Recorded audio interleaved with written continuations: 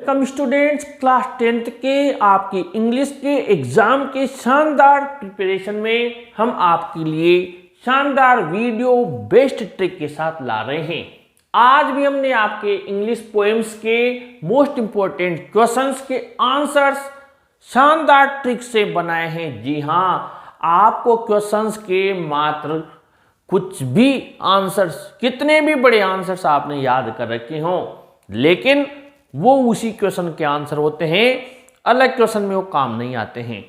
हमने जो आंसर्स बनाए हैं वो इस ट्रिक से बनाए हैं कि आप एक आंसर याद करेंगे, आपके पास में जो भी डेस्क वर्क हो, क्वेश्चन बैंक हो, पासबुक हो, जो भी हो, आप आपके क्वेश्चंस निकालिए, हम आपको आंसर्स बताते हैं।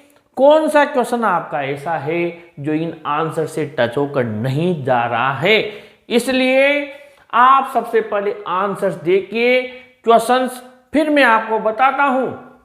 ये हमने आपके दो पोएम्स आज इसमें ली है। एक तो पहली पोएम ली है how to tell wild animals, ठीक है, और एक ली है द बॉल पोएम। अब आप देखिए, हम सबसे पहले आपको यहां से बता रहे हैं, वीडियो को ध्यान से समझना, क्योंकि पूरे साल आपने जितना याद किया वो आप लोगों को अगर याद रह जाए एग्जाम तक, वहां जाने तक, तो बहुत अच्छी बात है। अगर नहीं रहता है और आपकी तैयारी नहीं है तो फिर ये ट्रिक काम में लीजिए, क्योंकि ये आपको बहुत कुछ दिला सकती है। मान लीजिए यहां पर वो क्वेश्चन देता है आपको कि इस कविता के माध्यम से कवि हमें क्या बताता है, यानी केवल पोएम से संबंधित क्वेश्चन देता है, ध्यान से समझना, और कुछ नहीं देता है। केवल क्या देता है कि इस पोएम से, ब्रैकेट में पोएम का नाम तो देगा, वहां हम समझ जाएंगे, और पूरे क्वेश्चन में आपको क्या नजर आता है, केवल पोएम कि कविता के माध्यम से कवि हमें क्या बताता है।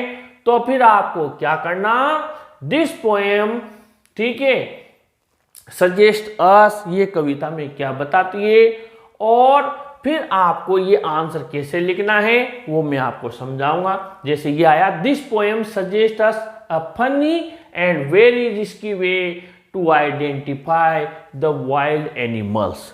ये कविता हमें मजाकी और बड़ा ही खतरनाक तरीका बताती है जंगली जानवरों को आइडेंटिफाई करने का, यानी पहचानने का। पोएम के बारे में आए तो फिर सारे जानवर आ जाएंगे, ठीक है। वी कैन आइडेंटिफाई देम, हम उन्हें आइडेंटिफाई कर सकते हैं। When we are being attacked by them, जब वो हमारे ऊपर अटैक करेंगे, हमला करेंगे, तब हम उन्हें पहचानेंगे, यानी कि बहुत खतरनाक तरीका बताता है। ये तो हो गया पोएम के बारे में। अब कहे पोइट क्या बताता है इस कविता के माध्यम से, तो पोएम मत लिखना, द पोइट सजेस्ट अस, और यहां तक लिख देना, ठीक है। ये तो हो गया पोएम और पोइट का क्वेश्चन आए तो। अब वो अलग अलग क्वेश्चन दिए हुए हैं, आपके क्वेश्चन बैंक में भी दिया हुआ है। एशियन लोयन को कैसे पहचानोगे, लेपर्ड को कैसे पहचानोगे, तो कोई दिक्कत नहीं है, यहां समझना ध्यान से। केवल मात्र ये जो मैंने बॉक्स बनाया हुआ है, इस बॉक्स में वर्ड चेंज होगा, बाकी कोई सा भी जानवर आ जाए, आपके ये सारी लाइंस कंप्लीट मैच करती हुई चलेगी। जी हाँ, हर जानवर का आपको अलग क्वेश्चन का आंसर रटाया हुआ है, और इतने सारे जानवर से इनके कहां तक याद करोगे, मिक्सअप हो सकता है। लाइन में, एशियन लाइन में आपके लेपर्ड की विशेषता जा सकती है, बेयर की जा सकती है, हाइना की तो मिक्सअप हो सकता है। मैंने बनाया है तरीका। एशियन लोयन के बारे में पूछा, if we see a large and tiny beast with very aggressive and fierce look advancing towards us, we should be sure it is an। अब ध्यान से समझना, अगर हम एक बहुत बड़ा और पीले रंग का और बहुत ही उग्र और खतरनाक जानवर देखते हैं जो एडवांसिंग हमारी तरफ बढ़ रहा है, तो हमें निश्चित हो जाना चाहिए कि एशियन लॉयन है। ओके, अब मान लीजिए वो कहे कि नहीं, आप तो बंगाल टाइगर के बारे में बताइए, तो एन एनिमल, यह जो हमने बॉक्स बंद किया, यहां पर आप इसको हटा देना और क्या लगा देना, इफ वी सी, यदि हम देखते हैं an animal with black strips on a yellow ground, अगर हम एक काली धारियों वाला जो जानवर देखते हैं जो पीली चमड़ी के ऊपर जिसके काली धारियां हैं, जो बहुत ही भयानक, उग्र और खतरनाक है, हमारी तरफ बढ़ता है, तो फिर हमें समझ जाना चाहिए कि वो, और इस जगह एशियन लायन की जगह क्या लिख दोगे, क्या लिख दोगे, बंगाल टाइगर। इस जगह पर आप ये लिख दोगे कि ये बंगाल टाइगर है। ओके, केवल इस बॉक्स की जगह ये लाइन आपको ये हटानी है, ये यहां लगानी है। हो गया ये दूसरा आंसर याद। तीसरा ये हो गया, 1 2 पॉइंट वाला, पोएम वाला 2, ये 3, ये फोर्थ हो गया। लेपर्ड के बारे में पूछ ले तो ये हटाना। An animal with peppered spots quick in jumping, अगर हम देखते हैं एक जानवर जिसके काली मिर्च के समान छोटे छोटे धब्बे हैं, जो उछलने में बड़ा क्विक है, तेज है, वो बहुत भयानक होता है, सारी चीजें वही। और ये कौन हुआ, ब्रैकेट में लिख देना साहब, ये है लेपर्ड यानी तेंदुआ। अब वो कहे कि भालू के बारे में, बेर के बारे में कोई दिक्कत नहीं है, बॉक्स की जगह ये लिख देना। अगर हम देखते हैं एक ऐसा जानवर जो फायर्स लुक यानी भयानक नजर आता है, इट हग्स हार्ट के लिए, हमें मारने के लिए बड़ा टाइटली हग कर लेता है, गले लगा लेता है, और फिर वही सारी चीजें। तो ये आपके यहाँ पर, तो हम समझ जाएंगे यहाँ पर एशियन लायन की जगह क्या लिख दोगे, बेयर लिख दोगे। कितना सिंपल है, केवल 4 शब्द चेंज करने हैं और आपका इतनी कॉमन, इतनी मेहनत करके लाइंस बनाइए कि आपको मार्क्स मिलेंगे। अब आगे बढ़े, क्रोकोडाइल एंड हाइना में अंतर, यानी मगरमच्छ और जो लकड़बग्गा है उसके बारे में क्वेश्चन दे दे कि भैया इनमें क्या डिफरेंस है, तो ये लिख देना, both crocodile and hyena are dangerous, दोनों खतरनाक होते हैं। Hyena has smile on the face, hyena के चेहरे पर स्माइल होती है, मुस्कान होती है।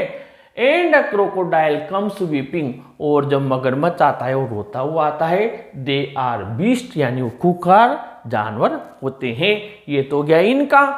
अब आपको दे दे कैमलियन यानी कि गिरगिट के बारे में, तो a chameleon can change, chameleon और लिजर्ड में क्या अंतर है ये दे दे, तो a chameleon can change its colour according to its surroundings, यानी कि एक गिरगिट उसके सराउंडिंग्स यानी जो परिवेश होता है उसके अनुसार उसका रंग बदल लेता है। It helps him to save himself from enemies, इससे वह दुश्मनों से अपना बचाव कर लेता है। It looks like a lizard in size, size में ये आकार में छिपकली के समान होता है। It does not have any ears and wings, इसके कान और पंख नहीं होते हैं। ये कैमलियन का हो गया। तो ये आपको ये लाइन याद करनी है। अब मान लीजिए वो इसको लॉन्ग आंसर में दे देता है, वो क्वेश्चन बना देता है कि which write the names of the animals, name of the animals mentioned in the poem, उन जानवरों के नाम लिखिए जिन जिनका जिक्र कविता में किया गया है। तो कितना सिंपल हो गया, the animals mentioned in the poem are, लिख देना पहला Asian lion, Bengal tiger, leopard, bear, crocodile and hyena, chameleon, lizard, ये आप लिख देना। ठीक है, और वो कुछ कहे कि वो उन्हें आइडेंटिफाई करने का कवि क्या उपाय बताता है, कैसे आइडेंटिफाई कर सकते हैं। तो जब समूह के रूप में पूछे, सभी जानवरों के रूप में, तो फिर यहाँ पर आपको क्या करना है, वाइल्ड एनिमल्स लिखना है, नेम ऑफ द एनिमल नहीं लिखना है, और वी कैन आइडेंटिफाई देम लिखना है, जानवर, एक जानवर का नाम नहीं लिखना है। बात समझ में आया। When we are being attacked by them लिखना है, जानवर का नाम नहीं लिखना है। अगर वो किसी एक जानवर का दे तो फिर आपको यहाँ पर लिखना है, यहाँ पर नेम ऑफ द एनिमल एक का दे दे, फिर कंटिन्यू कर देना। जैसे एशियन लायन का दे तो इसको क्या करेंगे, name of the animal Asian lion लिखेंगे। ठीक है, यहाँ एशियन लायन लिखेंगे, यहाँ एशियन लायन लिखेंगे, और ये लाइन प्लस कर देंगे। लो भैया बड़ा वाला हो गया। इसके दे कि बंगाल टाइगर का बड़ा आंसर लिखिए, तो इसमें क्या करेंगे, ये जो है इस जगह बंगाल टाइगर लिख देंगे, इस जगह बंगाल टाइगर, इस जगह बंगाल टाइगर, और ये जो डिब्बा है यहाँ ये लाइन हम लगाए रहे हैं इसकी, ये लिख देंगे, यहाँ बंगाल टाइगर लिख देंगे। कितना शानदार है। अब द बॉल पोएम में आ जाते हैं।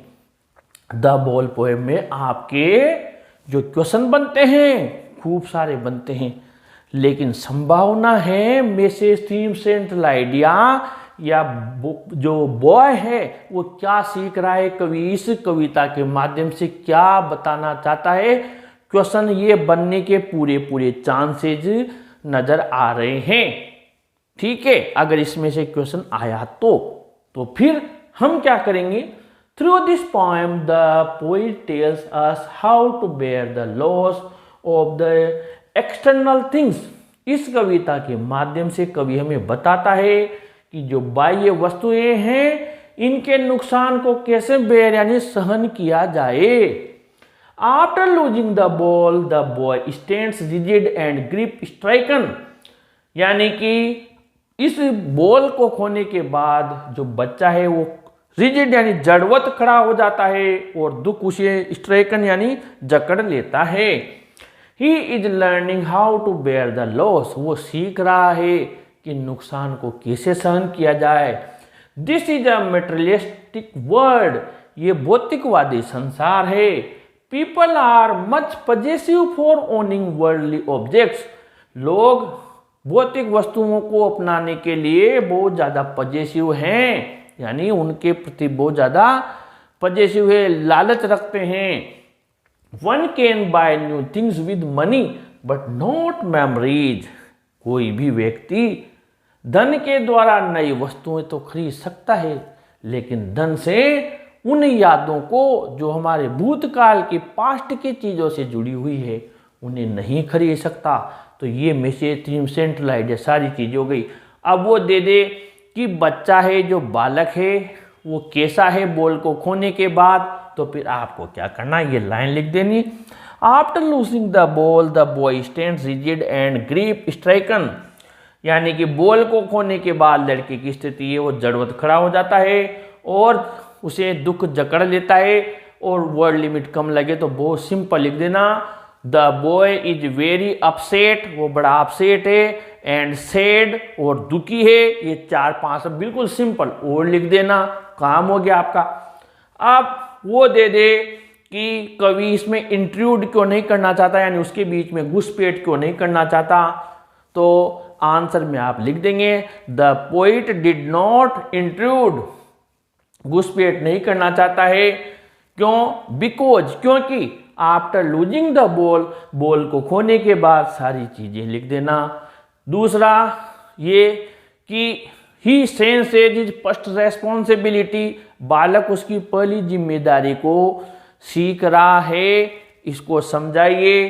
तो फिर आप क्या करेंगे, आफ्टर लूजिंग द बॉल पूरा लिख देंगे। इसके अलावा मनी इज एक्सटर्नल, मनी धन बाह्य वस्तु है, कमेंट समझाइए। तो फिर आप क्या करेंगे, ये वाला लिख देंगे। अब मनी में क्या करेंगे, ये बात लिख देंगे। आप चाहें तो ये लिख सकते हैं या फिर ये लिख सकते हैं, this is a materialistic world, ये भौतिकवादी संसार है, लोग बहुत ज़्यादा पजेसिव हैं, कोई भी व्यक्ति धन से नई वस्तु खरीद सकता है लेकिन यादों को नहीं खरीद सकता है। तो ये इन अ वर्ल्ड ऑफ पजेशन वाला दे दिया। तो कुल मिलाकर आपके कोई सा भी क्वेश्चन आए लड़के से संबंधित आए तो आफ्टर लूजिंग से, और जो मैंने आपको क्वेश्चन बताए उन सबके वर्ड्स यहाँ पर दिए हुए हैं। और अगर पोएम हमें क्या संदेश देती है, सेंट्रल आइडिया क्या है, मैसेज क्या है, क्या लेसन सीखते हैं, तो फिर ये और केवल कवि के बारे में पूछे तो द पोएट टेल्स अस से लिख देना। कुल मिलाकर सारा यही का यही है। अब आप लोगों को क्वेश्चन 1000 दें 5000 दें अपने पास है, और ये वो उन बच्चों के लिए संजीवनी है, सच मानिए, जिनकी तैयारी नहीं है, क्योंकि वो तो इनको लिख कर आ जाएंगे, उन्हें द बॉल पोएम दिख जाएगी, लिख देंगे। एग्जामिनर को ज़्यादा दे कम दे मार्क्स तो देने पड़ेंगे, क्योंकि आंसर बनाया उस ट्रिक से है। तो आप लोगों को क्या करना, जानवर यानी एनिमल वाइज मैंने ट्रिक बताई, एक बार में समझ में नहीं आया हो तो दोबारा इस वीडियो को देख लेना, रोक कर देख लेना, इन्हें याद कर लेना। अगले वीडियो में फिर मेहनत करके फिर पोएम्स के क्वेश्चंस के कम से कम आंसर्स के साथ में आपसे मुलाकात होगी। अपने फ्रेंड्स को ज़रूर बताइए, ज़रूर लाइक कीजिए वीडियो को और कमेंट भी ज़रूर कीजिए वीडियो कैसा लगा, और अपने चैनल को भी सब्सक्राइब कीजिए। Thank you.